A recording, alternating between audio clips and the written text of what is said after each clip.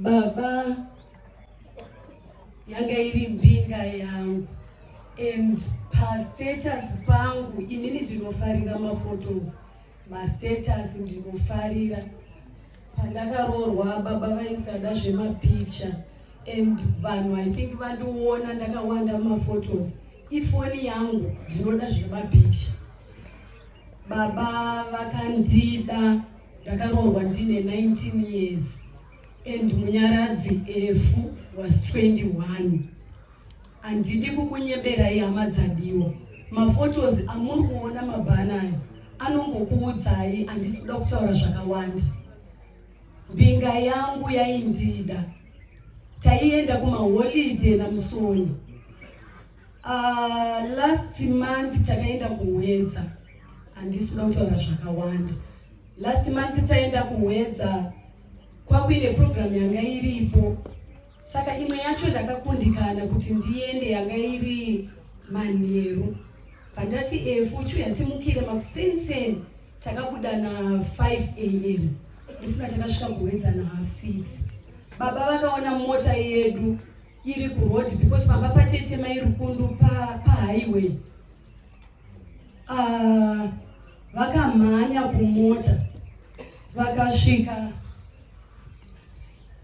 Vakauya vakandivhurira, vakamira padhore mota.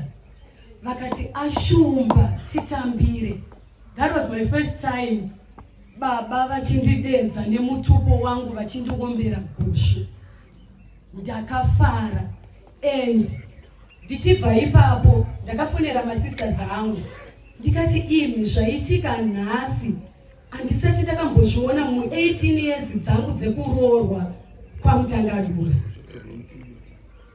Mwari vakanaka.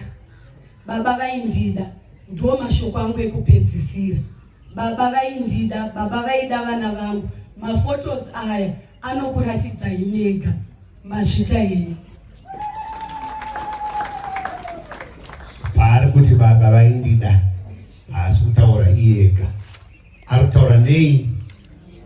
Sezvaitwa naMunyaradzi. Ini muchiona ndakamira pano kudai. Ndofunga kufa kwemukomana uyu kwandirwadza zvisingaite. Kana kumira pano chaiko simba chairo handina hama dzangu. Mukomana uyu ndikazwa mabasa anga achiita nekuona zvose zvaanga achiita hama dzangu. Ndofunga pane vashandi vari panapa. Ndakanzwa tsitsi vachitaura mabasa anga achiitwa nemukomana uyu. Vanotaura kuti vamwe vane 30 years vaine mukomana uyu achivatora semhuri yake. Vakomana vari kurwadziwa kuti saka tichawana baba here vachatimirira saizvozvi. Vachawanikwa vachitiyambutsa zambuko ratange tichiyambutswa naJoseph. Vana ava vari kurwadziwa hama dzangu. Ini ndiri kurwadziwa samai vake kuti mwana wangu nekuibata kwaanga achiita pasi pano. Ndofunga kuti nyika yose yandengeteka nekurwadziwa nezvange zvichiitwa nemukomana uyu. Ndinongokumbira Joseph kuti mwanangu, nezvakaitika pauri wasiya chironda mwanangu kwatiri chinotirwadza, asi nokumbira hangu mwanangu kuti iwe chifamba hako nerugare. Chifamba hako nerugare mwanangu, ndatenda. Tatirasikirwa neGaza, tatirasikirwa neimwe peace yachiita kuti zvinofamba. So zvinorwadza stay. Mujara wangu kunzwa takatombodzilatesa pakawanda, tikatombouya, the last time I came tikatosangana newhole family and stuff.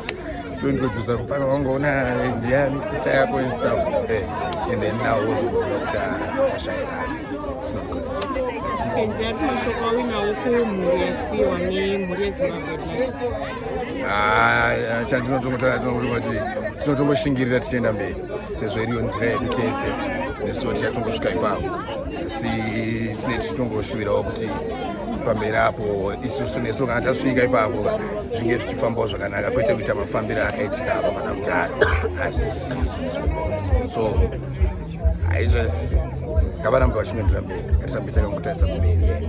And I hope kutiwo isusu mutemo wedu uchakwanisa kutibetserawo ipapa kuti zvinhu zvese zvinge zvichiiswa pa1 point tinge tichiziva kuti zvakafamba so zvikasvika.